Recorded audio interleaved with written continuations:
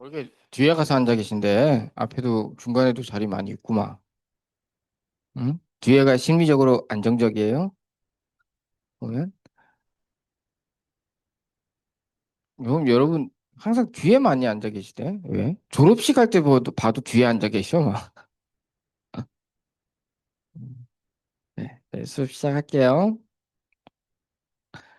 저희 챕터 2는 저희 운영 체제에서 한 학기 동안 어떤 내용들을 다룰지를 전반적으로 이제 소개하는 자리입니다. 그래서 기본적인 개념은 여기서 이제 이해를 하시고, 그래서 운영 체제라고 하는 것이 저희 교재에서 바라보는 운영 체제가 크게 어떠한 기능들을 제공하는지, 운영 체제가 인터페이스로서의 기능, 즉 리소스 매니지먼트, 사용자의 편의성 이런 것들을 포함한 인터페이스로서의 기능을 하기 위해서 운영 체제에서는 크게 세 가지의 기능, 컨셉을 제공한다라는 겁니다. 그래서 지난 시간에 첫 번째 했던 게 버추얼라이제이션이죠. 그래서 우리가 버추얼라이제이션은 우리가 갖고 있는 실질적인 물리적인 리소스는 제한되어 있지만 뭔가 어떤 기법들을 뚝딱뚝딱 해서 사용자 또는 응용 프로그램에게 너만이 갖고 있는 독점적이고 무한한 리소스가 있는 것과 같은 일루전을 제공해 주는 게 버추얼라이제이션이에요. 그래서 CPU 버추얼라이제이션 하면 우리 시스템이 갖고 있는 CPU는 꼴랑 한 개밖에 없지만 뭔가 액션을 취해서 우리가 이미 타임 쉐어링 시스템이라는 걸 배웠죠. 그런 걸 통해서 우리가 사용자 또는 응용 프로그램이 무한개의 CPU가 있는 것과 같은 일루전을 제공해 주는 거죠. 메모리 버추얼라이제이션도 마찬가지예요. 우리 시스템에 있는 메모리는 꼴랑 얼마 되지 않지만 그 물리적인 메모리는 D램의 용량은 제한되어 있지만 운영체제가 뭔가를 해서 사용자 또는 응용 프로그램한테 너만이 갖고 있는 무한한 크기의 메모리가 있는 것과 같은 일루전을 제공해 주는 게 메모리 버추얼라이제이션입니다. 그래서 CPU 버추얼라이제이션을 위해서 우리는 타임 쉐어링 시스템은 우리가 간단하게 배웠고 그런 타임 쉐어링 시스템을 지원하기 위한 기법들 그리고 우리 시스템에 올라와 있는 다양한 잡들을 어떤 순서로 수행해야 될지에 대한 스케줄링 이런 부분들을 배우게 될 겁니다. 그리고 우리가 가상의 메모리, 무한한 크기의 가상 버추얼 메모리를 사용할 수 있다는 그런 버추얼라이제이션을 제공하기 위해서 우리는 어드레스 주소 변환이 어드레스 트랜슬레이션이라고 하는 것 그리고 그 어드레스 트랜슬레이션을 어떻게 하면 효율적으로 여기서 효율적이라고 하면 성능이나 공간상의 여러 문제 없이 우리가 사용할 수 있게 해주는 다양한 기법들에 대해서 배우게 될 겁니다. 그리고 두 번째가 이제 컨커런시죠. 우리가 얘기했던 것처럼 사용자가 각각의 잡들을 동시에 수행하는 것과 같은 일루전을 제공해 주는 거죠. 다 일루전이에요. 실제는 아니고. 퍼시스턴스는 뭐냐 하면 여러분이 여러분이 원하는 데이터를 저장하고 일정 시간이 흐른 이후에 그 데이터를 에러 없이 복구할 수 있는 것을 보장해 주는 거예요. 그렇다고 실제 에러가 안 나는 건 아니에요. 다양한 기법들을 통해서 에러가 없이 복구할 수 있도록 해주는 거죠. 그 대표적인 거로 저희는 파일 시스템을 배우게 될 겁니다. 그래서 CPU 버추얼라이제이션을 보면 어떤 일루전을 제공해 준대요. 우리가 무한 개의 CPU가 있는 것과 같은 우리가 갖고 있는 실제적인 물리적인 CPU 보통 이걸 우리가 피지컬 CPU라고 부르죠. 그러니까 실제 있는 거를 피지컬이라고 불러요. 그래서 얘를 어떤 식으로 표현하느냐 하면 비슷하게 무한개의 로지컬 CPU가 있는 것과 같은 일루전을 제공해 준다. 무한개의 로지컬 CPU를 제공해 주는 거죠. 실제 피지컬 CPU는 하나지만. 그래서 예를 들면 뭐 우리가 이미 배웠죠. 잡 A가 있고 B가 있고 C가 있고 D가 있을 때 우리가 이제 타임 쉐어링 시스템으로 A와 B와 C와 D를 특정 타임 슬라이스만큼 라운드 로빈 방식으로 돌려서 수행을 하게 되면 사용자는 A, B, C, D가 동시에 수행되는 것과 같은 일루전을 받게 되고, 즉 CPU가 로지컬 CPU가 4개 있는 것으로 우리는 인식을 하게 된다는 거죠. 실제 피지컬 CPU는 하나밖에 없지만 입니다. 이미 이건 봤고, 이거는 저희 교재에 있는 코드, 저희 교재에 있는 코드는 다 C로 돼 있어요. C로. 그래서 C로 보시면 되고, C로 돼 있고 좀 독특하게 나중에 어셈블리 랭귀지가 좀 나옵니다. 저희 교재에 보시면. 근데 어셈블리 랭귀지는 여러분은 좀 낯설 수 있지만 사실은 그것도 이 책의 장점이긴 한데 인텔 어셈블리 랭귀지, 인텔 아키텍처 기준으로 어셈블리 랭귀지가 예시들이 나오고 있습니다. 근데 그걸 여러분이 모르신다고 해서 전혀 문제되지는 않으니까 그건 걱정 안 하셔도 됩니다. 그래서 이 코드 같은 경우는 실제 요 램지 요 책에 관련된 걸로 가보시면 요 코드도 다 있어요. 예, C 코드로 있으니까 한번 수행해 보시면 됩니다. 그래서 실제 이제 돌리면 ABDC, ABDC 이런 순서대로 도는 거죠. 그래서 우리는 실제 밑에 있는 것처럼 프로세서 CPU가 하나밖에 없지만 동시에 4개의 잡들이 수행되는 것과 같은 일루전을 받게 되죠. 뭐 덕분에? 타임 쉐어링 시스템 덕분에. 물론 이 타임 쉐어링 시스템을 구현하기 위해서는 이 타임 쉐어링 시스템을 문제없이 지원하기 위해서는 다양한 기법들이 들어갑니다. 가장 대표적으로 컨텍스트 스위칭이라고 하는 기법이 들어갈 거고요. 그런 것들은 저희가 이후에 챕터에서 배우게 됩니다. 그 다음에 메모리 버추얼라이제이션은 사실 이 메모리 버추얼라이제이션을 여러분들이 이해하는데 조금 어려움을 가지시는 분들이 좀 있어요. 뭐냐면 그 이 실제 피지컬 메모리 D램은 우리가 그 D램이 어떤 식으로 구성되어 있고 어떤 식으로 디자인이 됐고 이런 걸 우리 모르죠. 그렇죠? 모르죠. 그래서 일반적으로 여기서 요 말은 좀 빼야겠다. 요거 피지컬은 빼줘. 어, 이건 물리적 메모리를 어떻게 바라본다는 건데 여기선 시스템은 본다 메모리를 이렇게 가는 게 맞을 것 같네요. 제가 수정을 해서 다시 올려드릴게요. 우리 시스템은 또는 사용자는 유저 시스템 다들 여기 되겠네요. 유저 또는 앱 어플리케이션 얘네들은 메모리를 그냥 여기 있는 것처럼 array of byte 또는 byte addressable array로 바라봅니다. 저 말이 뭐냐? 우리는 실제 피지컬 D램이 어떻든지 간에 우리가 사용자는 또는 응용 프로그램은 D램을 어떻게 보느냐? 그냥 array로 본다는 거죠. 여기서 말하면 어레이는 그냥 리니어 어레이예요.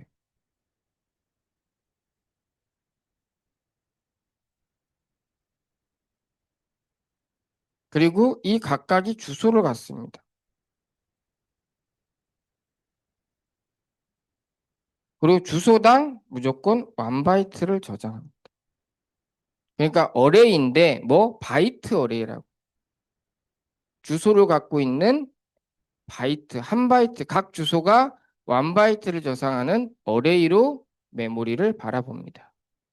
컴퓨터 컴퓨터 구조 대부분 들으셨죠?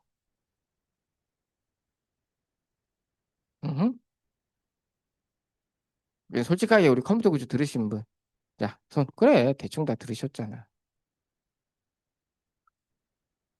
자, 그러면 우리가 이 주소도 30이면 32, 64비면 64빛 이 주소를 만드는 것도 그 빛으로 만드는 거죠.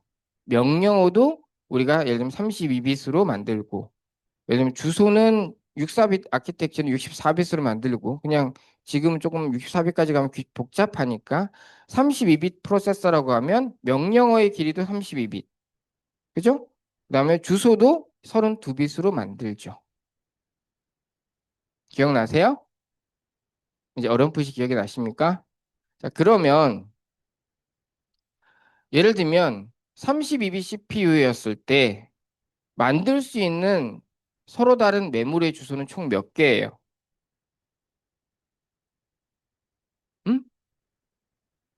몇 개?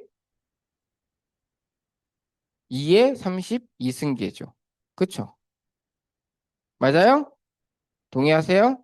내가 4빛이 있으면 서로 다른 16개를 만들 수 있고 0000부터 1111까지 32빛으로 만들 수 있는 서로 다른 메모리 주소는 0000부터 1111까지겠죠. 그쵸? 예를 들면 16빛 예를 들면 여러분은 보신 적이 없으시겠지만 저 같은 경우 초등학교 때 8빛 CPU에서 16빛 CPU로 바뀌었을 때 정말 충격이었거든요. 그 전까진 가시라고 여겼던 8빛 애플 컴퓨터 애플2가 이제 구닥다리가 되는 시절이 와버렸으니 중학교 때였나? 16빛을 처음 본 게? 그럼 8빛이면 명령어의 길이도 8빛이죠. 그렇죠? 그러면 이 8빛 CPU가 지원할 수 있는 메모리의 크기는 맥스 몇 바이트예요? 그냥 8빛 CPU라고 치면 하나씩 하나씩 가보죠 뭐.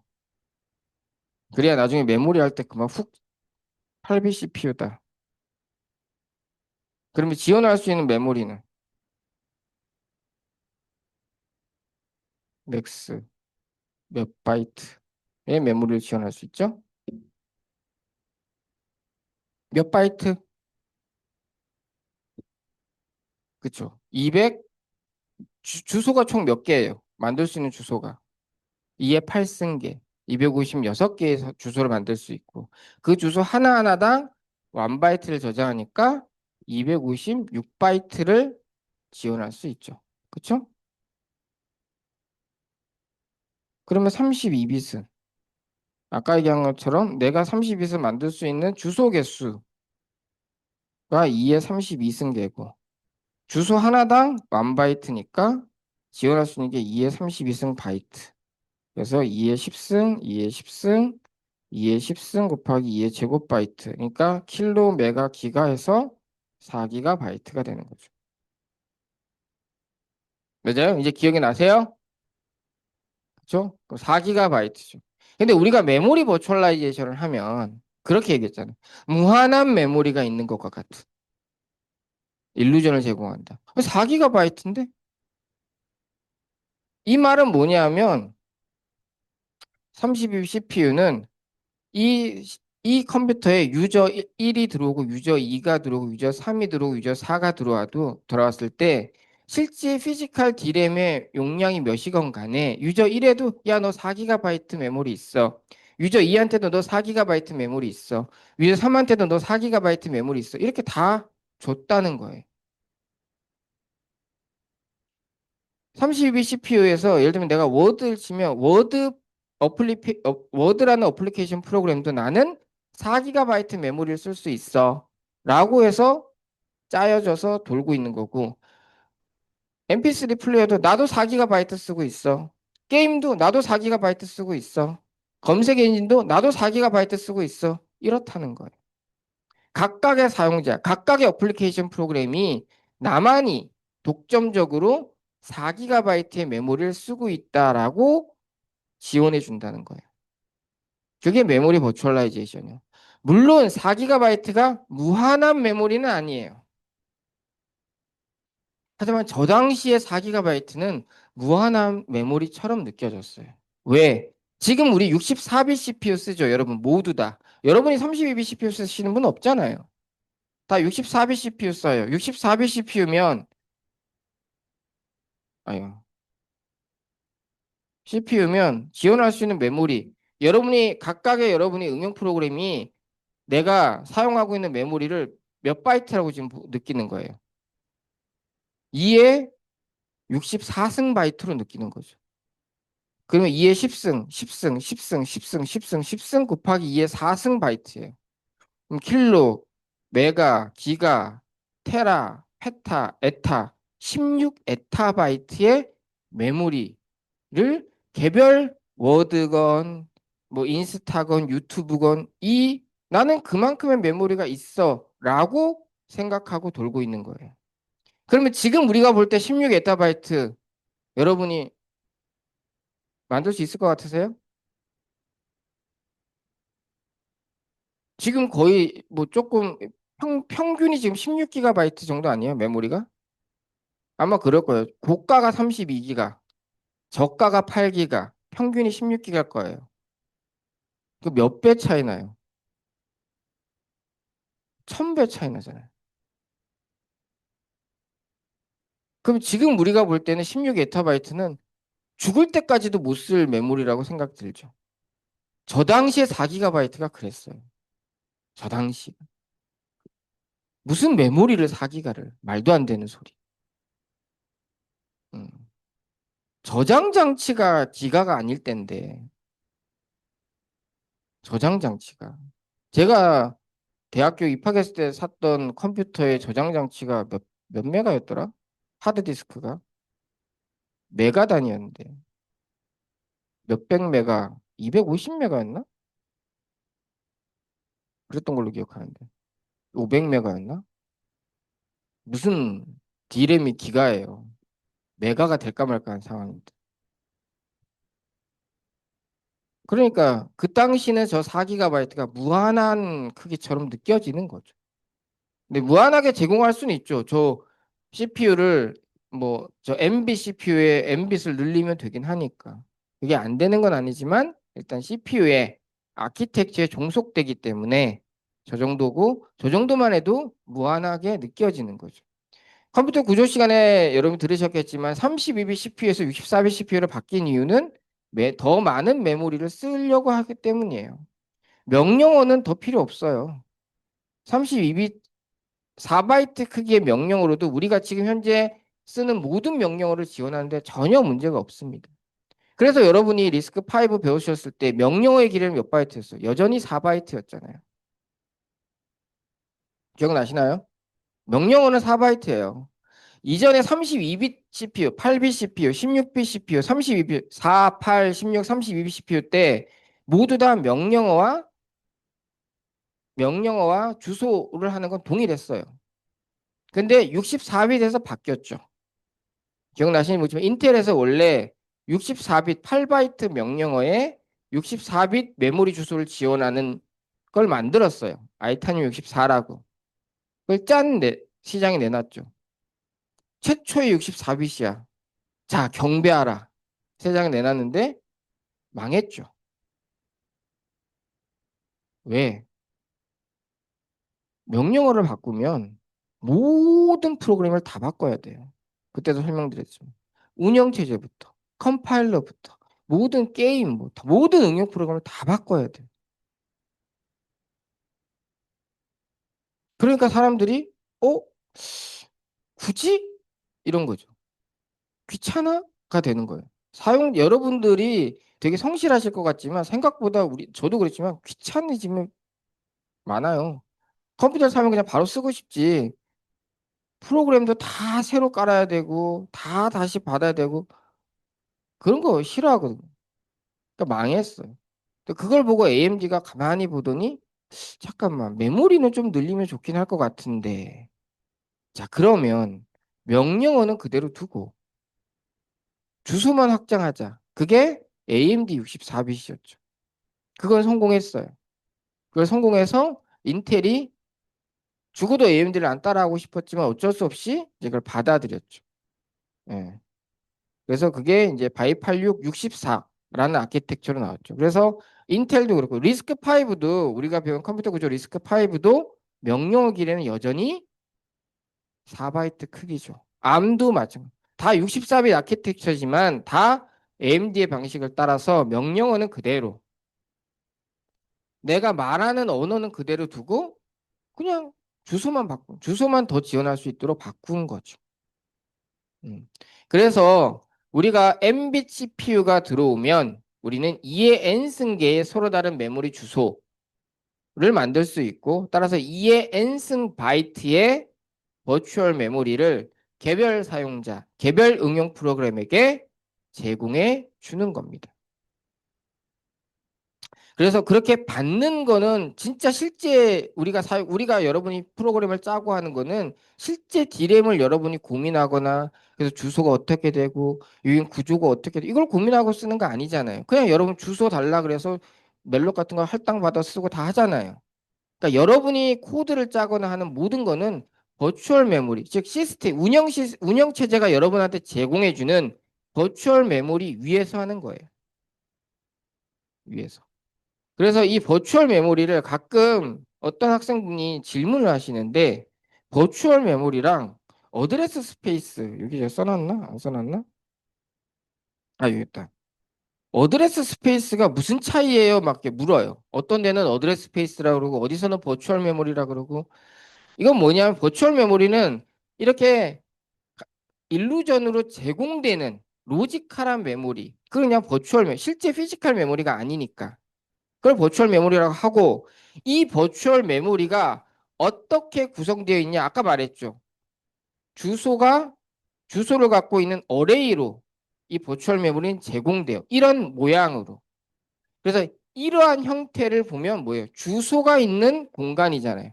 그래서 이걸 주소 공간이라고 부르는 거예요. 어드레스 스페이스를. 주소 공간의 형태로 버추얼 메모리가 제공되는 거예요. 그래서 이걸 완벽하게 동일한 의미다. 이렇게 그러니까 많은 책이나 블로그 같은 데서 그냥 그걸 똑같이 혼용해서 막 쓰는데 혼용하는 건 아니에요. 버추얼 메모리는 어드레스 스페이스가 아닌 형태로도 제공할 수 있어요. 단 현재 오퍼레이팅 시스템은 이 버추얼 메모리를 주소를 갖고 있는 어레이의 형태, 즉 어드레스 스페이스 주소 공간의 형태로 사용자에게 보여주고 제공하고 있다는 거죠. 그래서 두 개가 뭐 완벽하게 다르다기보다는 조금은 개념이 다르다라는 겁니다. 그래서 이런 형태로 주어지고 있는 거죠. 그래서 뭐 예를 들면 그 여러분이 프로그램을 1을 짜고 뭐 또 다른 사람이 프로그램 2를 만들고 다른 사람이 프로그램 3을 만들어요. 그러면 그 각각을 컴파일을 해보면 컴파일을 딱 하면 다 예를 들면 주소 메모리 주소 0번부터 차곡차곡 쌓여요. 그 프로그램을 구동하기 위한 인스트럭션 명령어들과 데이터들이 차곡차곡 쌓이죠. 그게 컴파일이잖아요. 어셈블리로 바뀌어서 차곡차곡 쌓여요. 그러면 얘도 메모리 주소 0을 쓰고 프로그램 2도 0을 쓰고 프로그램 3도 0을 쓰는 거죠.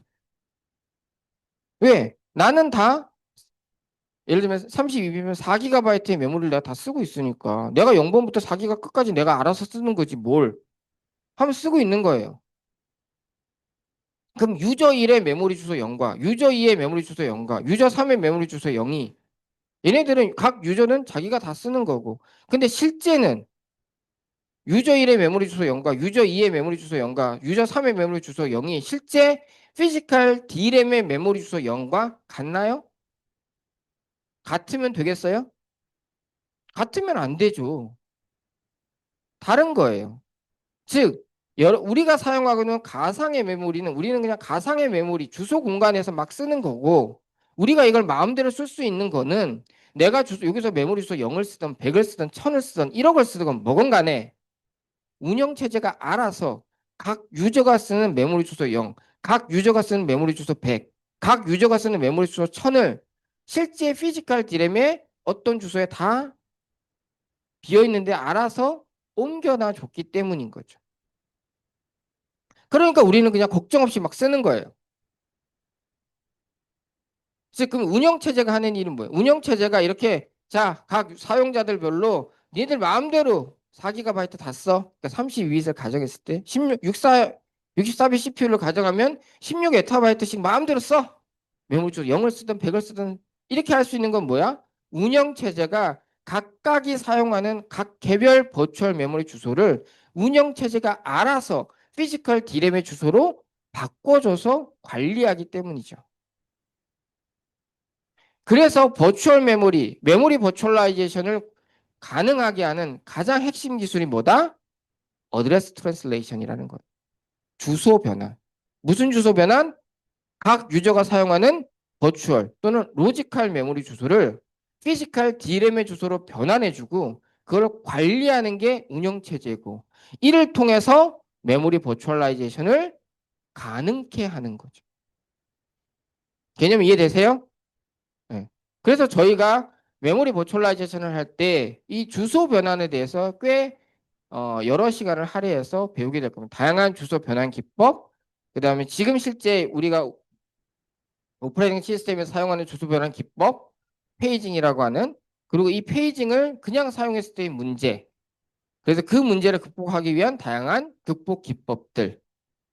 그리고 주소 변환과 함께 그다음 메모리 버추얼라이제이션을 하는 게 뭐냐면 운영 체제가 D램을 이 실제 피지컬 메모리를 관리해야 되잖아요.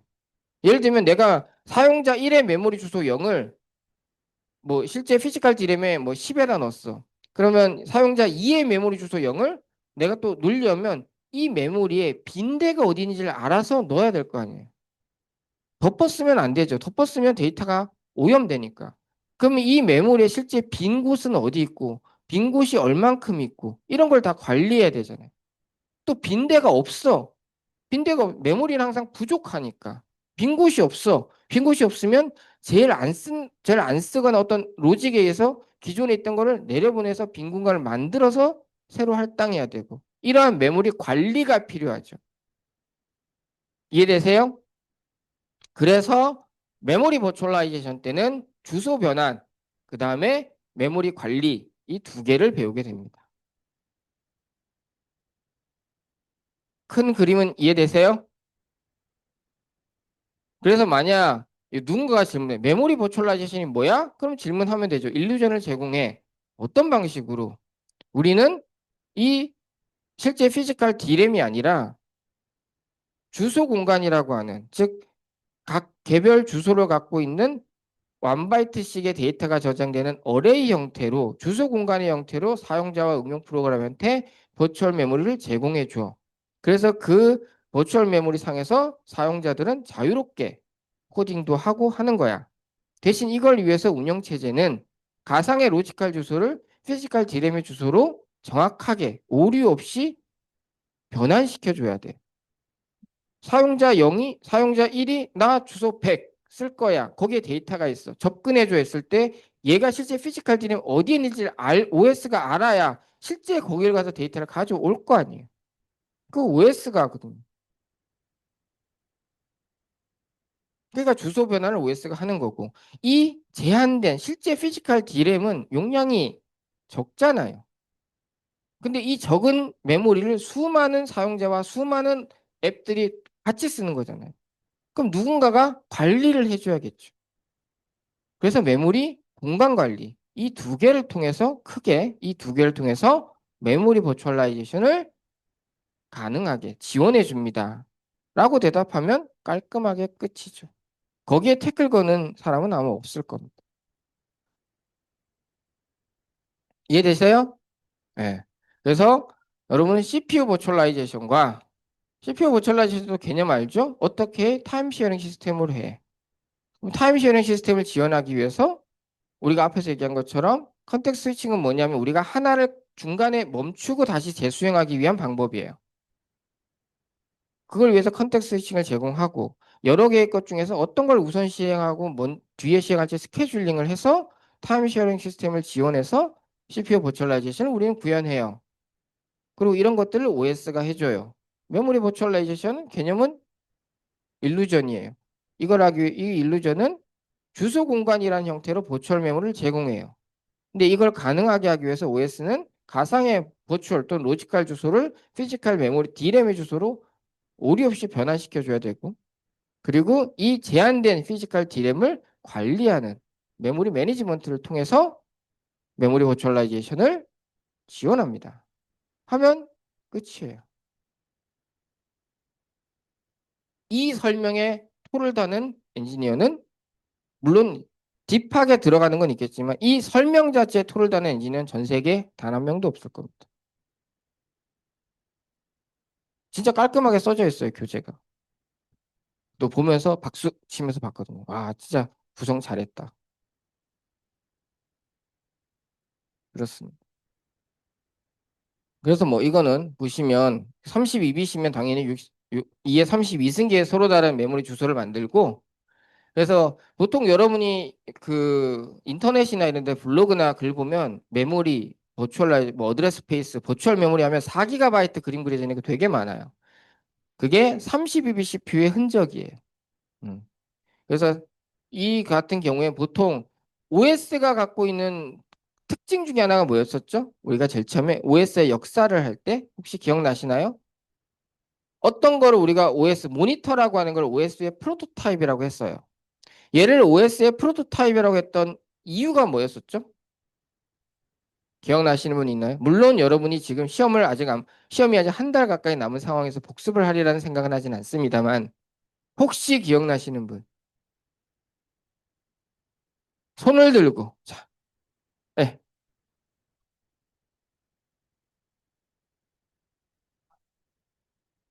메모리 안에 있는 소프트웨어, 예, 맞아갑니다. 자, 이제 우리가 남녀의 비율을 맞추기 위해서 예, 메모리에 상주하기 때문에 예, 또 다른 의견이세요?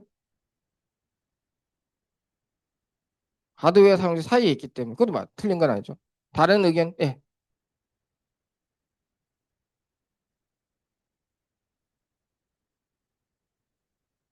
아, 전원이 공급돼. 어떤 분들은 아니 여기서 메모리에 상주한 다음에 근데 전원이 공급되는 한에 상주 그게 그거지 하지만 다릅니다. 예. D램의 특성을 이해하시면 이건 다 분명히 이게 정확한 팩트를 하나 얹으신 거예요. D램은 파워 오프가 되면 데이터가 날아가죠. 그래서 그걸 볼라타일 메모리라고 부릅니다. 휘발성 메모리. 예를 들면 SSD나 하드디스크는 여러분이 전원을 꺼도 데이터가 안 날아가죠. 그래서 그걸 non volatile memory, 비휘발성 메모리라고 부릅니다. 그러니까 D램에 상주하는 거죠. 운영체제는 항상 하드디스크에는 있어요. 하드디스크에 운영체제가 없으면 여러분은 방법이 없죠. 그러니까 여러분이 부팅을 한다는 게 뭐예요? 부팅의 의미가 물론 부팅에 다른 행동도 하지만 부팅에서 하는 가장 큰 건 뭐냐? 하드디스크나 SSD 저장 장치에 있는 운영체제를 메모리에 올리는 일이에요. 그게 부팅에서 하는 가장 큰 일입니다. 그래서 아까 말씀하신 것처럼 메모리에 상주하는 거죠. 그래서 그러면 가상 메모리 공간에서도 메모리에 상주해야 돼요. 유저 1의 가상 메모리에서도 OS는 상주해야 되고요. 유저 2에도, 유저 3에도, 응용 프로그램 1에도, 2에도, 3에도 각각의 버추얼 메모리에 OS는 상주해야 됩니다. 그래서 4GB인 경우에서 예전에 4GB인 경우에서 리눅스나 유닉스 같은 경우는 전체 메모리 공간의 4분의 1이 OS가 차지를 합니다. 윈도우 같은 경우는 4분의 1인 적도 있고 어디서 봤을 때는 윈도우가 리눅스보다는 조금 무겁잖아요. 프로그램이 더. 그래서 전체 메모리 공간의 반을 차지하는 경우도 있다. 그렇게 오픈이 된 적이 있습니다. 그래서 항상 상주하는 거고 그러니까 당연히 저 주소는 피지컬 디램의 주소가 아니에요. 로지컬 버추얼 주소예요. 그래서 0부터 있는 저 끝까지 있는 거에서 이 OS가 올라가는 영역은 항상 정해져 있습니다.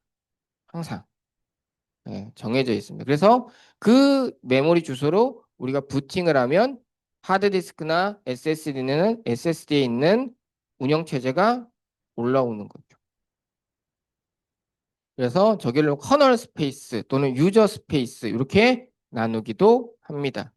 저기 있는 페이지 테이블이니 뭐니 이런 거는 저희가 나중에 배우게 될 겁니다. 그리고 요 버추얼 메모리 주소, 로지컬 메모리 주소는 이런 컴퓨터 구조 때 저한테 시험을 보셨던 분들은 알겠지만 CPU에 의해서 생성이 된 겁니다. CPU가 사용하는 메모리 주소예요.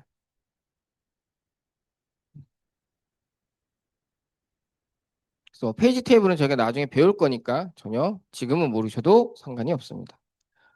그래서 일단 이거 컴퓨터 구조 때도 이거 제가 말씀을 드리는데 이거는 실제 여러분의 그 하이레벨 랭귀지로 짠 코드를 컴파일을 하게 되면 거기서 명령어들, 인스트럭션들 더해라, 빼라, 곱해라, 나눠라, 시프트예요, 로지카, 엔드, 오아, 엑스와 하세요. 뭐 이런 것들은 다 모아서 로드예요, 스토어에도 그거는 요 텍스트 세그먼트 또는 코드 세그먼트에 이렇게 다 넣죠. 명령어들이 쫙 순서대로 쭈루루루루루 올라가 있고요.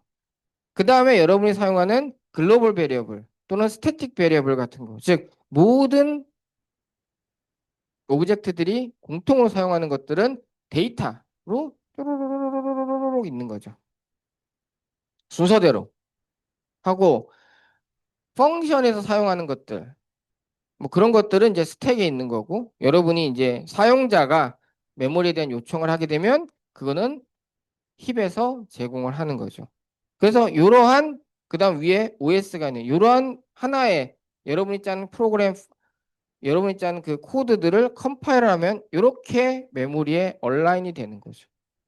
근데 요거는 버추얼 메모리고. 그러니까 여러분 사용자 1도 이렇게, 사용자 2도 이렇게, 사용자 3도 이렇게, 유저 어플리케이션 프로그램 뭐 워드도 요거, 인스타도 이거, 게임도 이거 이렇게 다 갖고 있다고 하는 거죠. 이만큼을. 근데 이 각각이 그래서 실제 디램이 어디 있느냐? 이건 OS만 아는 거죠. OS만 관리를 하는 거고. 뭐 이거는 그냥 상식적으로 조금 알아두시면 좋아요. 왜냐하면 요즘 요거를 엄격하게 구분하는 문서들이 좀 많아지고 있긴 해요. 우리는 근데 기본적으로 저희 교재나 저희 시험 때는 그냥 같다고 놓고 할 거예요. 예, 그냥 크게 이걸 구분을 안 할 거니까. 하지만 여러분이 이제 문서나 이런 걸 읽을 때 요즘은 이게 뭐냐면 이제 우리가 보통 킬로, 메가, 기가, 테라, 페타, 에타, 제타, 예타 이렇게 그 얘기를 하는 거는 요 이진수이고요.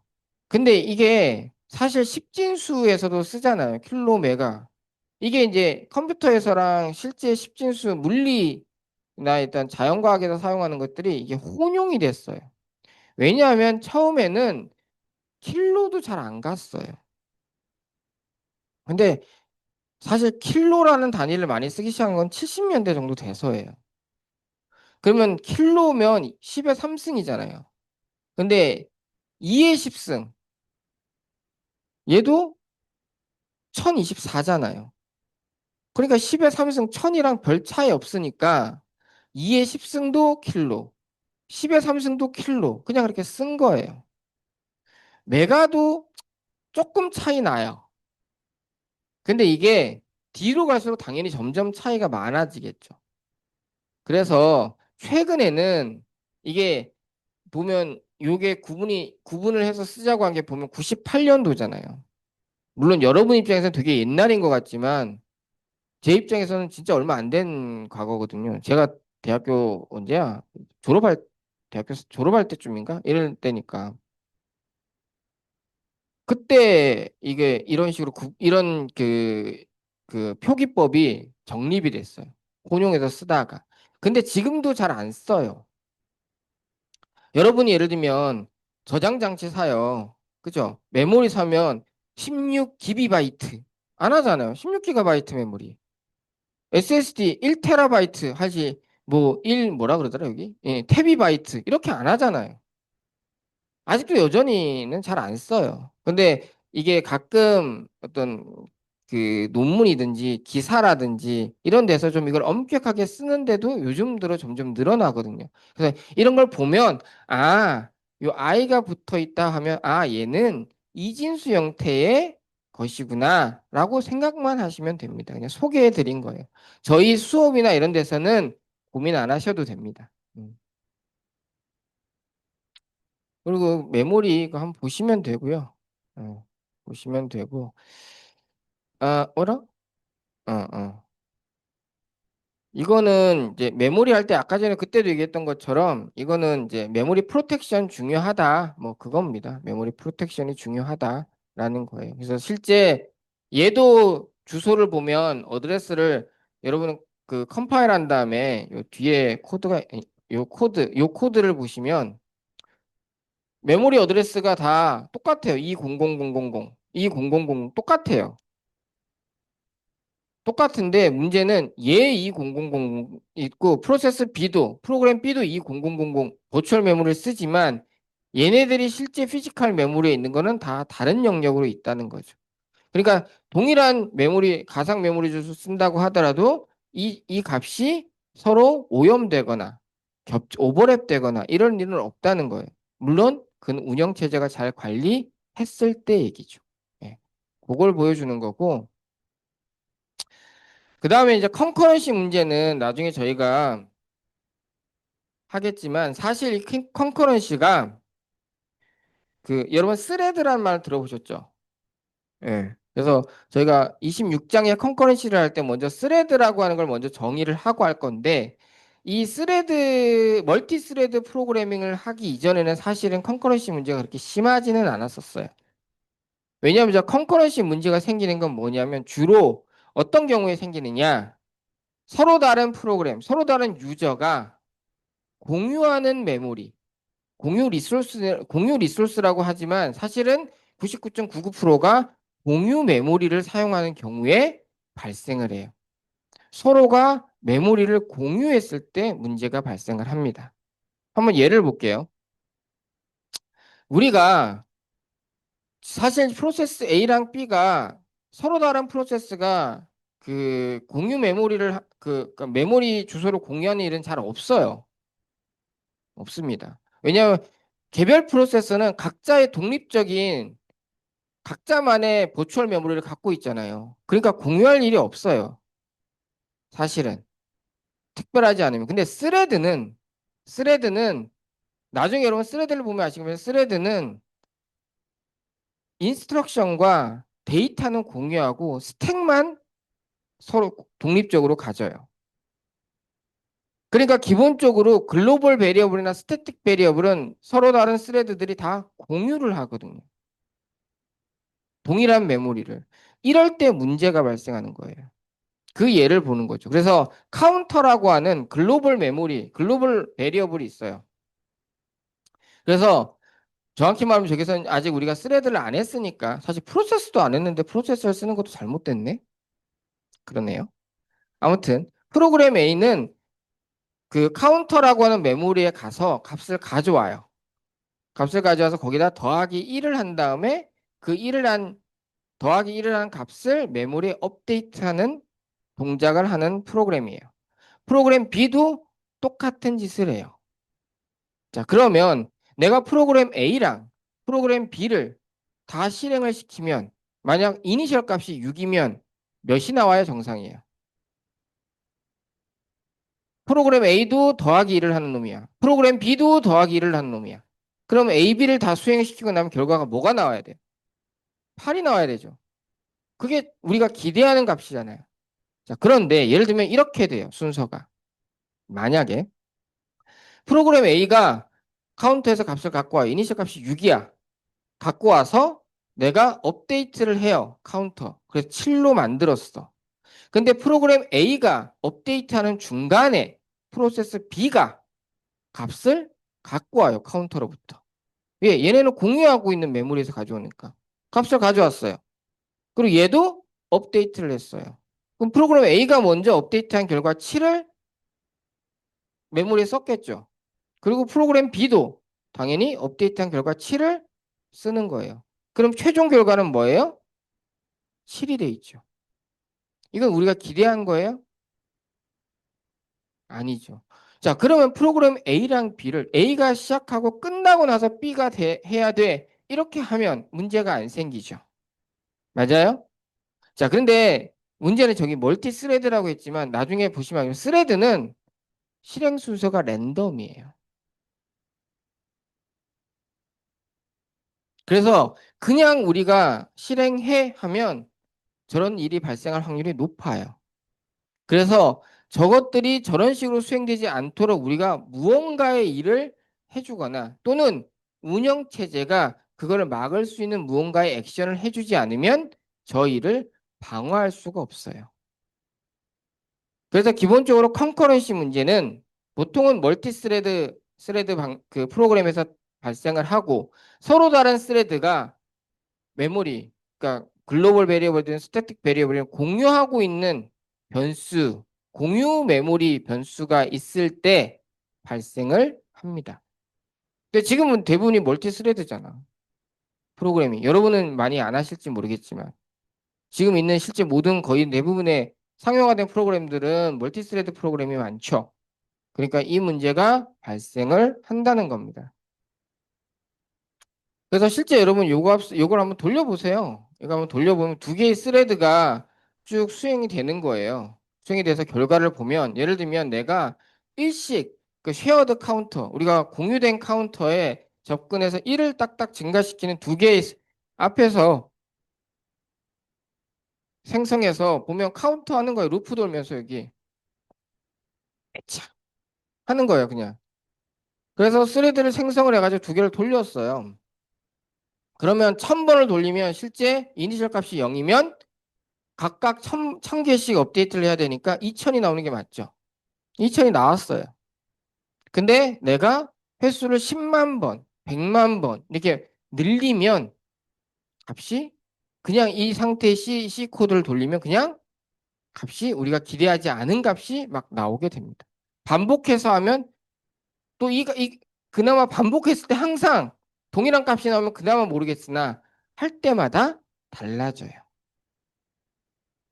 즉, 저 스레드 두 개가 스레드 1이 끝나고 2가 수행될 때도 있지만 1 중간에 2가 될 때도 있고 그리고 그것도 그때그때 달라진다는 문제죠. 아까 말한 것처럼 수행이 랜덤하기 때문에. 그래서 이런 문제를 해결하기 위해서 우리는 뭐 별거 없어요. 컨커런시 보시면 나중에 락이라고 하는 기법을 만듭니다. 락이라는 게 영어 우리나라 말로 뭐예요? 락 잠그다죠. 뭐냐 하면 락 기법의 핵심은 뭐냐? 개념만 설명드리면 프로세스 A가 뭔가 중요한 일을 할 때 그게 실제적으로 중요하다기보다는 이런 컨커런시의 문제가 발생할 수도 있는 뭔가 액션을 할 때, 그걸 나중에 보시면 크리티컬 섹션이라고 해요. 그런 일을 할 때는 이 카운터를 오로지 얘만이 쓸 수 있도록 하자라는 거예요. 다른 놈이 접근하지 못하게 하자라는 겁니다. 저는 락 기법을 설명할 때는 가장 많이 드는 예는 그 카페에 있는 공용 화장실이에요. 우리가 화장실에 한 명만 들어가야 되는데 두 명이 들어가면 큰일 나죠. 그렇죠? 경찰서 잡혀갑니다. 잘못하면. 자, 그러면 여러분이 그 화장실에 갈 때 어떻게 가요? 화장실 키가 보통 카운터에 많이 있죠. 요즘은 뭐 비밀번호가 있긴 한데 예전에는 카운터에 키가 있고 거기에 뭐 대따 큰 땅통 같은 게 달려 있거나 뭐 그래요. 카운터에 내가 화장실 가고 싶으면 제일 먼저 카운터에 키가 있으면 이 화장실이 지금 누가 쓰고 있는 거예요? 안 쓰고 있는 거예요? 안 쓰고 있는 거죠. 그러면 내가 화장실을 들어가서 내 중요한 볼일을 봐도 되죠. 그럼 열쇠를 들고 화장실을 가요. 근데 내가 갔을 때 또 다른 사람이 왔어요. 나도 화장실을 가고 싶어. 근데 화장실을 가려고 봤더니 만약 아무런 그게 없으면 나는 그냥 열쇠고 뭐 있고 없고 그냥 화장실 문을 벌컥 열 텐데. 자, 키가 있다는 걸 알고 있어. 키가 있어야지만 들어간다는 걸 내가 알고 있어. 그러면 그 사람도 키가 있는지 보겠죠. 근데 봤더니 키가 없어. 그럼 뭐예요? 지금 현재 화장실은 누군가가 사용하고 있는 거죠. 그럼 이 화장실을 누군가가 사용하고 있을 때 나는 키가 없기 때문에 화장실을 들어가면 못 들어가는 거죠. 즉, 프로세스 A가 카운터, 그러니까 공유 메모리, 여기에 접근할 때 열쇠를 갖고 가는 거예요. 얘한테 접근하려면 항상 열쇠가 있어야 돼. 그게 락이에요. 락을 들고 여기 들어갔어. 열쇠 들고 들어갔어. 그러면 얘는 가고 싶은데 열쇠가 없으니까 못 가고 기다려야 되죠. 언제까지? 화장실에서 얘가 나와서 열쇠를 다시 카운터에 놓을 때까지 나는 기다려야 돼. 그리고 프로세스 A가 자, 볼일 다 봤어. 그거 나오면서 이제 난 내일 끝났으니까 열쇠를 다시 걸어놨어. 그러면 그때 얘는 그 열쇠를 갖고 여기에 들어갈 수 있는 거죠. 그게 락의 기본 컨셉입니다. 이 쉬운 걸 뭐 근데 뭘 막 배워야 되냐? 문제는 그럼 얘가 이 화장실에 가는 애가 얘만 있을 거냐는 거죠. 얘 말고 다른 사람도 있을 수 있잖아요. 다 열쇠를 보고 없네? 얘도 열쇠 보고 없네 하고 자기 돌아왔어. 두 번째에도 갔는데 열쇠 보고 없네 하고 자리에 앉았어. 세 번째에도 가서 보니까 열쇠 없네 하고 앉았어. 근데 얘는 그다음 내가 열쇠 확인해야지 하는 순간 친구랑 막 수다 떨고 있었어. 근데 그 사이에 얘가 열쇠를 걸었어. 그래서 두 번째 얘가 보더니 열쇠 있냐고 얘가 쑥 가버렸어. 그러고 나서 얘는 또 못 갔네 하고 막 이제 부여잡고 참고 있어. 그러고 나서 얘가 두 번째 얘가 이제 다시 갔다 와서 열쇠를 하는 동안에 얘가 잠깐 한눈 판 사이에 또 세 번째 얘가 그새 못 참고 가서 들어가 버렸어. 그럼 얘는 계속 기다려야 되죠. 방광 터져. 큰일 나죠. 그런 문제들을 없애야 되는 거죠. 또는 얘가 하염없이 기다리는 일이 얘 혼자밖에 없는데도 하염없이 기다리는 일은 발생하면 안 되는 거겠죠. 그런 다양한 기법들을 배우시게 되는 겁니다. 근데 기본적인 컨셉, 락이라고 하는 컨셉은 아까 말씀드린 거예요. 내가 화장실 들어갈 때 열쇠 갖고 들어가면 화장실은 공유 매물이죠. 공용 화장실이잖아요. 내가 갖고 들어갔을 때는 그 누구도 못 들어온다는 거예요. 내가 나와서 다시 열쇠를 걸어놓기 전까지. 그래서 그 부분, 락이라고 하는 걸 그래서 그때 그래서 앞에 이렇게 보시면 아이고 여기 있는 거 스레드, 그다음 락. 락이랑 세마포는 같은 의미예요, 거의. 이걸 배우고 이제 데드락이라고 하는 현상, 이런 것들을 배우시게 되는 겁니다. 그다음에 퍼시스턴스는 아까 얘기한 것처럼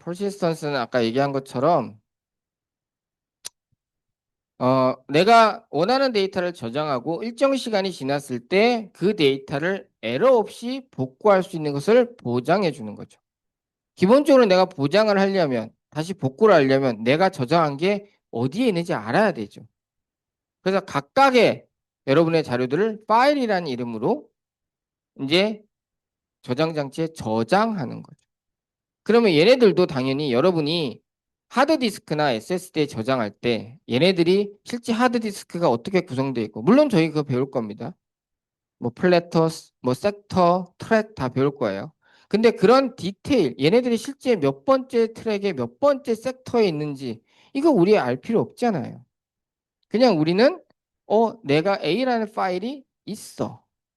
또는 이 파일들을 모아서 하나의 디렉토리, 이런 하이라키 구조를 갖고 그냥 나는 관리하는 거고, 이 각각의 실제 저장 장치 어디에, 우리가 메모리 버추얼라이제이션 똑같이 저장 장치 실제 어디에 있고 있는지는 운영 체제가 관리를 하는 거죠. 뭘로? 파일 시스템이란 이름으로. 그러면 내가 저장을 하면 내가 어떤 디렉토리에 넣었어. 그럼 운영 체제가 알아서 하드디스크나 SSD 어딘가에 얘를 저장해 줍니다. 얘도 주소 변환이에요. 그리고 내가 그 데이터를 읽으려고 해. 그럼 운영 체제가 알아서 실제 하드디스크나 SSD의 주소로 가서 데이터를 갖고 오는 거죠. 갖고 와서 메모리에 올려주면 우리는 데이터를 읽을 수가 있어요. 그래서 우리는 파일 시스템을 배울 겁니다. 두 번째는 자, 우리가 읽었을 때 에러가 있으면 안 되죠. 내가 소중한 사진이 있어. 그걸 내가 몇 년 후에 다시, 저 같은 경우는 뭐 딸내미 사진 같은 경우 아기 때부터 그러던 게 요즘 개겨요. 아이씨, 확 때릴 수도 없고. 지난번에 한번 대판 싸워가지고 지금 냉전 상태거든. 보통은 그런데 지금 중3이죠. 나이는 우리나라 나이 중3인데 잘 지냈거든요. 지금도 같이 둘이 침대에서 자고 해요. 딸내미랑 안고 자고 막 하는데 뭘 얘기하면 다 알아. 나 다 알아. 맨날 똑같은 얘기야. 똑같이 할 소리. 물론 그렇기도 하지만 이 반응에 제가 완전 빡쳐갖고 이제 아빠 너랑 얘기 안 해. 그래서 둘 다 지금 서로 직접 얘기를 안 하고 와이프를 통해서 얘기를 하고 있어. 서로. 지금 한 일주일 반째. 와이프는 둘이서 아우 진짜 징글징글하다 이놈의 김씨 피들 둘이서 해. 이러고 있긴 한데 아 사춘기 지난 줄 알았더니 얘기더라고. 아무튼 딸내미 사진을 계속 보잖아요. 근데 그 어릴 때 그 사진이 갑자기 내가 보고 싶은데 갑자기 얼굴이 다 찌그러져 있어 막. 얼굴이 없어 막. 에러가 생겨서. 그러면 안 되잖아요. 그렇죠. 그래서 그러면 어떻게 내가 시간이 오래 지난 데이터를 에러 없이 복구할 것이냐라는 거죠. 실제 이 지구상에 존재하는 어떠한 것도 시간이 지나면 데이터는 변합니다. 그러면 그 변화는 에러가 발생하는 그 데이터를 어떻게 에러 없이 내가 복구할 것이냐. 그러한 것들에 대해서도 배우게 됩니다. 그래서 실제 여러분 그걸 어떻게 컴퓨터를 너무 오랫동안 전원을 안 켜고 꺼놓지 마세요. 음. 무조건 중간중간엔 전원을 좀 켜놔야 돼요. 예. 실제 무슨 일이 있었냐면 제가 회사에 있을 때 대한항공에서 갑자기 연락이 왔대요. 그 고객 그, 그 커스터머 서비스 팀의 CS 팀에서 대한항공 뭐 그랬더니 대한항공에서 몇 년, 4, 5년 전에 노트북을 200개를 사갔대요. 그래서 근데 지금 부팅이 안 된대요. 그래서 부팅이 안 되는 게 아무래도 저장 장치에서 당연히 저장 장치에서 OS를 갖고 와야 되잖아요. 제가 말했잖아요. 제대로 못 읽는 것 같대요. 제가 언제 샀다고?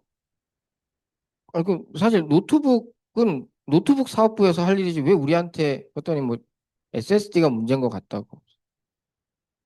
그래서 회의를 들어가서 이렇게 듣다 보니까 몇 년 됐다고요? 그랬더니 5년 전에 샀다고 이렇게. 중간에 가끔 키셨나요? 그랬더니 한 번도 안 켰다고. 그러면 당연히 문제가 생기죠. 음. 중간에 이렇게 전원을 키면 중간중간 사실 이 데이터들을 읽어서 에러가 있는 것들을 복구해서 다시 써놓거든요. 그 작업들을 해요. 자동으로 하기. 여러분, 그러니까 그걸 백그라운드로 합니다. 근데 그걸 안 하고 사놓고 5년 넘게 방치해놓고 그것도 뜨뜻한 곳에다. 그래 놓고서 갑자기 켰는데 부팅이 안 돼요. 당연히 안 되죠. 이렇게 해서 부팅을 할 수 있는 저장 장치는 전 세계 어디에도 존재하지 않습니다. 그럼 어떻게 해야 돼요? 다시 까세요. 방법 없어요. 그것 빼고는. 그러니까 여러분들도 중요한 자료 같은 것들은 그런 식으로 하셔야 돼요. 예를 들면 외장하드나 이런 데 저장해 놓으신 경우도 있잖아요. 그것도 중간중간 전원을 연결해서 얘가 에러가 있으면 복구될 수 있는 그런 기회들을 중간중간 제공해 주시는 게 좋습니다. 하드디스크건 SSD건 다 똑같습니다. 네. 그래서 그런 기법들을 배우게 될 겁니다. 그래서 에러를 복구하는 방식은 사실은 최근에는 D램이건 저장 장치건 에러 커렉션 코드를 씁니다. ECC라고 하는. 그래서 여러분이 만약에 어, 저희는 이제 통신을 안 배우니까 사실은 통신에서 에러 디텍션, 에러 코렉션 기술들이 발전했어요. 간단하게 여러분이 무선 통신으로 전화를 하면 그 신호가 에러 없이 전달이 돼야 되잖아요. 그래서 원래 이 에러 관련한 부분은 통신에서 많이 발전했고 디지털 통신에서 저희는 이제 그 수업은 안 듣고 하니까 하긴 하지만 사실 여러분이 아마 그런 걸 들으실 기회는 아마 있을 거예요. 해밍 코드 또는 뭐 BCH 코드, LDPC 코드 뭐 이런 걸 들을 기회가 있을 수도 있어요. 그게 에러 디텍션 앤 커렉션 코드거든요. 물론 그건 다 이제 수학적 기반이긴 해요. 수학적 기반이긴 한데 아니면 굉장히 심플하게는 패러티. 패러티라는 말은 들어보셨어요? 패러티 빛. 패러티란 말 들어보신 분 어디서 들어보셨어요? 이산수학. 이산수학 여러분 다 수업 듣지 않으셨어요? 그럼 다 들어보셔야 되는 거잖아. 이산수학을 한번 봐야겠다. 어디까지 가르치시는지. 교재를 한번 봐야겠다. 패러티 빛은 사실은 되게 이해하기 쉬워요. 패러티 빛은. 그냥 A, A 데이터, B 데이터, C 데이터에 값을 XY 해가지고 예를 들면 뭐 추가적인 빛을 하나 두는 거죠. 또는 뭐 1의 개수가 짝수인지 홀수인지 그거에 따라서 어떤 빛을 주든지. 그러면 원래 짝수가 짝수면 1이어야 되는데 홀수가 있으면 당연히 에러가 발생했다는 거죠. 디텍션은 가능하죠. 네. 그리고 패러티 빛 같은 걸 활용하는 경우도 많이 있습니다. 그래서 그런데 이제 저희 교재는 그런 ECC 코드에 대한 설명은 없고 아마 설명하려면 이제 복잡하니까 아마 안 하지 않았을까 싶고 레이드라고 하는 패러티빗을 이용하는 레이드라고 하는 그 에러 복구 시스템에 관해서 설명을 하고 있습니다. 그래서 이런 식으로 파일 시스템과 에러 복구 기법, 그 다음에 각각의 I/O 디바이스의 특성, 이런 부분들을 마지막에 퍼시스턴스 단원에서 다루게 되는 것입니다. 이게 저희 운영 체제예요. 근데 아마 여기는 제가 I/O 디바이스는 아마 9월 중에 동영상 강의를 올려드릴 것 같고요. 예. 디스크도 10월 중순 이전에 올려드릴 것 같고요. 그다음 레이드랑 파일 시스템을 그 다음에 한 11월 중에 올려드리고 레이드를 12월 초에 올려드릴 것 같습니다. 이쪽은 가능하면 미리 강의 동영상으로 올려드리려고 해요. 물론 진도를 제가 1시간만 해도 운영체제를 다 끝낼 수 있어요. 근데 그거는 중요한 게 아니잖아요. 중요한 건 여러분의 머릿속에 하나라도 남아야 되다 보니까 하다 보면 진도를 끝까지 다 가기가 좀 빡빡해요. 사실. 운영체제를 한 학기에 다 끝낸다는 게. 그래서 그런 부분들, 부족한 부분들은 강의 동영상으로 제공해 드릴 거고 그 강의 동영상도 당연히 시험 범위에 들어갑니다. 네, 그거는. 자, 그런 것이고 뭐 이런 거는 뭐 그렇구나 하면 됩니다. 그래서 운영체제는 가능한 성능은 좋게 그 성능을 좋은 OS를 지원하기 위한 다른 사이드 이펙은 최소화하는 형태로 디자인이 된다. 뭐 당연한 얘기겠죠. 네. 그다음 챕터 3은 저희 교재에 없어요. 저희 교재에 없는데 요 3의 내용을 일단 제가 운영 체제를 하면서 시스템 관련한 내용들을 할 때 그것들을 그냥 미리 다 설명하자라고 해서 이제 3을 했고 이 3을 하다 보면 뒤에 내용들은 또 쉽게 미리 설명이 돼 있어서 끝나는 부분들도 있습니다. 그래서 컴퓨팅 시스템에 대한 건데 그렇다고 우리가 컴퓨팅 시스템 전체를 뭐 다시 공부하니 이런 필요는 없죠. 다만 컴퓨팅 시스템 중에서 운영 체제와 관련된 부분을 중심으로만 설명을 드리려고 합니다.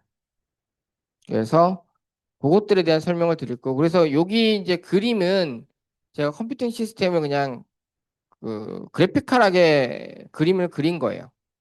근데 제가 이 그림을 그냥 막무가내로 그린 건 아니고요. 여기서 녹색으로 되어 있는 동그라미 있죠.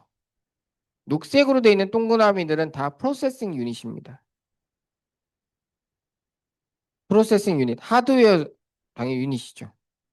그리고 사각형으로 되어 있는 파란색은 다 메모리, 데이터를 저장하는 메모리의 특성을 갖고 있는 것들을 사각형으로 썼습니다.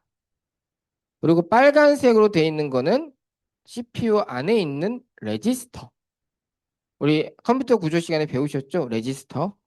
데이터를 임시적으로 저장하는 속도가 빠른 하지만 용량은 작은 데이터 저장 장소 레지스터를 표현하는 겁니다.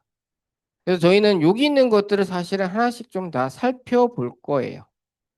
살펴볼 겁니다. 그렇다고 뭐 여기는 SSD, 하드디스크, 모니터, 프린터 뭐 이거를 살펴보지는 않을 거예요. 예, 저희는 요 앞에 요쪽 단까지만 살펴볼 겁니다.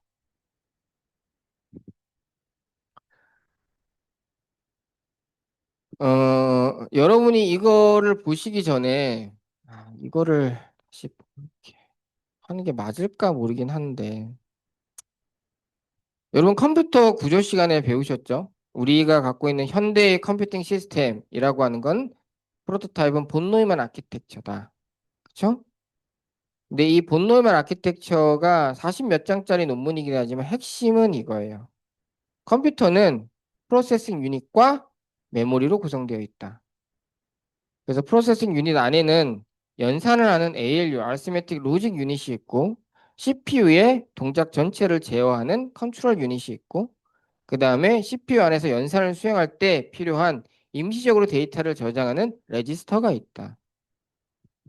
그래서 프로세싱 유닛이 어떠한 연산을 수행할 때 연산의 수행의 대상이 되는 명령어, 오퍼레이션 명령어와 오퍼랜드 피연산자는 메모리에 있고 CPU는 오로지 메모리를 통해서만 명령어와 오퍼랜드 데이터를 받아들여서 연산을 수행한다라는 겁니다.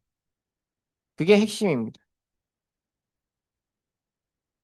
그래서 메모리라고 하는 존재가 이제 들어오고 메모리에 있는 명령어와 데이터를 갖고 와서 프로세싱 유닛이 원 바이 원 시퀀셜하게 수행을 한다는 컨셉이 들어오면서 그러면 CPU가 연산을 하는 어떠한 연산을 할지를 결정하는 것은 우리가 외부적으로 배선이나 스위치를 조정하는 게 아니라 메모리에 해당 명령어를 코딩한 데이터, 코딩한 그거를 그 프로그램이라고 하는 것을 메모리에 올려놓으면 자동으로 그 프로그램에 따라서 이 프로세싱 유닛은 동작을 합니다. 그래서 스토어드 프로그램 방식이 이제 들어오게 된 거죠.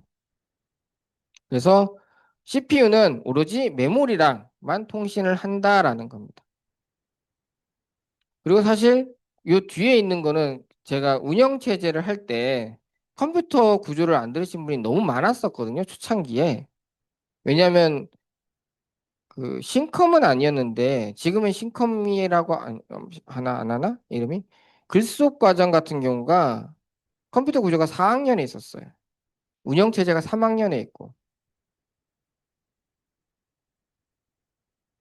지금은 이제 다 바꿔놨는데 그러다 보니까 요 명령어를 처리한다라고 하는 거에 대한 개념이 전혀 없으신 경우가 많아서 이걸 제가 넣었어요. 제 컴퓨터 구조 때는 사실 요거 똑같은 걸 제가 하긴 하거든요. 기억나시죠? 그래서 우리가 명령어를 처리한다는 것이라고 하는 건 컴퓨터는 어떻게 보면 하나의 파이나이트 스테이트 머신이다. 그래서 파이나이트 스테이트 머신이라 함은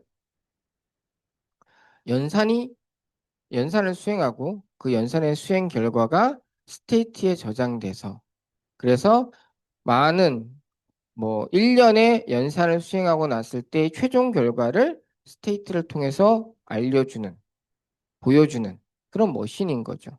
그래서 컴퓨터도 파이나이트 스테이트 머신이라고 할 수 있고 그럴 때 그러면 컴퓨터 시스템의 스테이트는 레지스터와 메모리다.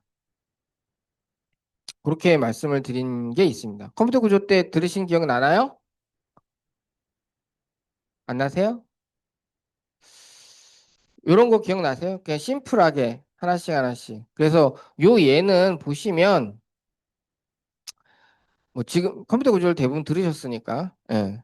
요 명령어들을 하나씩 수행할 때마다 실제 레지스터 또는 메모리가 바뀌는 거죠. 즉 스테이트가 바뀌는 걸 보여주는 겁니다. 그래서 로드에서 워드 단어를 로드에서 가져오면 레지스터의 값이 바뀌고 또 가져오면 레지스터의 값이 바뀌고 그 다음에 애드를 하게 되면 레지스터의 값이 바뀌고 당연히 PC는 자동으로 바뀌게 되죠. 그다음 스토어를 하게 되면 메모리의 값이 바뀌고 점프를 하게 되면 메모리나 다른 제너럴 퍼포즈 레지스터 값은 안 바뀌지만 PC 값이 바뀌는 거죠. 즉 명령어를 수행하게 되면 하나의 명령어를 수행하게 되면 스테이트, 레지스터 또는 메모리의 값이 바뀌는 거고 이 명령어를 다 수행하고 나면 시퀀셜하게 다 수행하고 났을 때 그 결과를 우리는 레지스터 또는 메모리를 통해서 확인할 수 있다는 겁니다.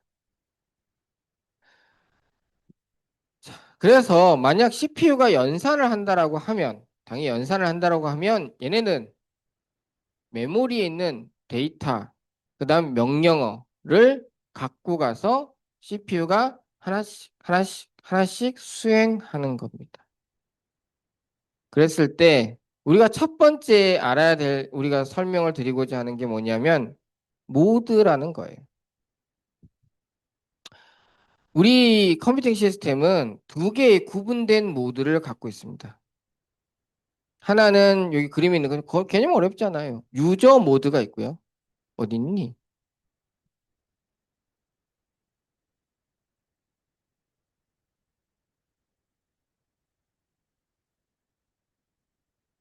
어? 모드 빛. 아, 여기 있구나. 아이씨. 이걸 색깔을 칠해 놓을 걸. 유저 모드가 있고요. 그 다음에 커널 모드가 있습니다.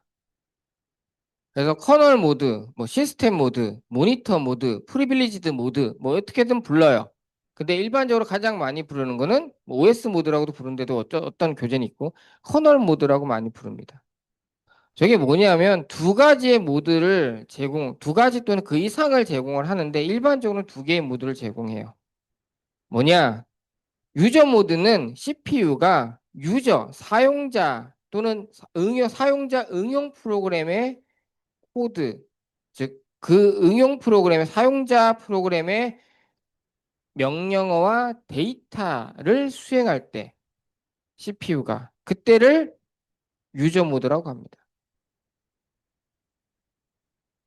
근데 커널 모드는 뭐냐? 커널 모드는 CPU가 앞에 그림을 보시면 CPU가 프로그램 A의 코드와 데이터 수행하고 B의 코드와 데이터 수행하고 왔다 갔다 수행하다가 어느 순간 OS도 소프트웨어잖아요. 그렇죠? OS에 있는 코드를 수행할 때는 OS에 있는 코드를 수행할 때는 이때를 커널 모드라고 얘기를 합니다. 커널 모드, 뒤에 있으면 시스템 모드, 프리빌리지드 모드, 뭐 모니터, 슈퍼바이저 모드 뭐 다 됩니다. 이렇게 불러요. 이 두 개의 모드를 구분합니다. 자, 그럼 OS의 코드를 수행하는 일이 어떨 때 발생을 할까요?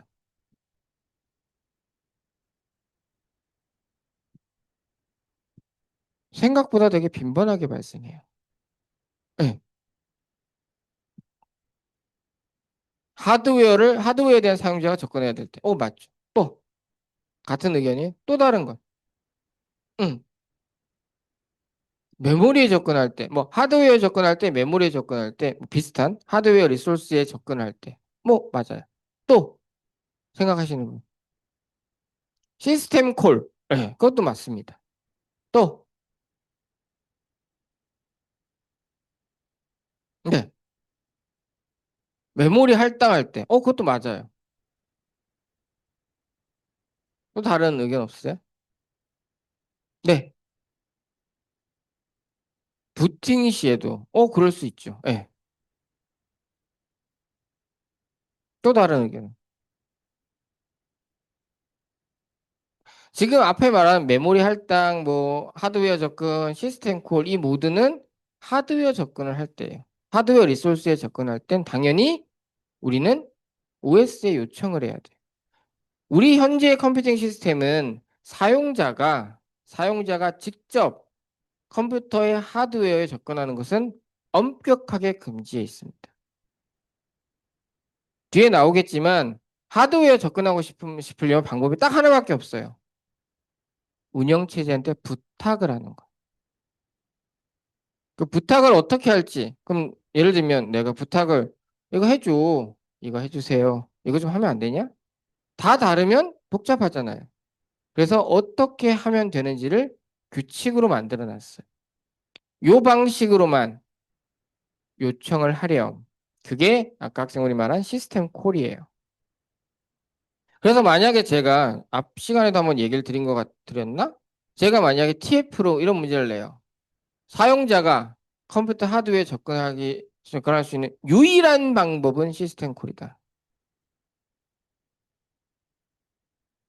그럼 예인 거예요. 보통 여러분이 접근할 때 온리, 오직, 다만, 오로지, 모든 이러면 이제 틀리다라고 생각하시잖아요. 예. 근데 요 경우는 온리가 맞습니다. 그 외에 방법이 없어요. 그리고 좀 더 넓게 얘기하자면 간단히 이런 거예요. 유저 프로그램, 유저 여러분이 짠 코드에서 이 코드를 수행하는데 유저 코드에서 해결할 수 없는 모든 일을 OS가 처리합니다. 간단하게 우리가 앞에서 메모리 버추얼라이제이션 할 때, 자, 주소 변환 여러분이 하십니까? OS가 해주죠. 메모리 관리 누가 해줘요? OS가 해줘요. 컨커런시 방지하기 락 누가 해줘요? OS가 해줘요. 파일 시스템 뭐예요? OS가 해줘요. 에러 복구 누가 해줘요? OS가 해줘요. 유저 코드에서 할 수 없는, 해결할 수 없는 모든 일을 OS가 해줘야 됩니다. 그러면 그 모든 일을 할 때는 OS에 있는 명령어와 데이터가 수행되는 거예요. 그러면 그때는 유저 코드를 수행하는 것과는 분리해서 그거를 커널 모드라고 구분해 놨습니다. 그래서 이어서, 예, 다음 주에 이어서 진행을 하도록 하겠습니다. 나가시는 거 보니까 시간이 딱 지났더라고. 예. 고생하셨고 주말 잘 보내세요.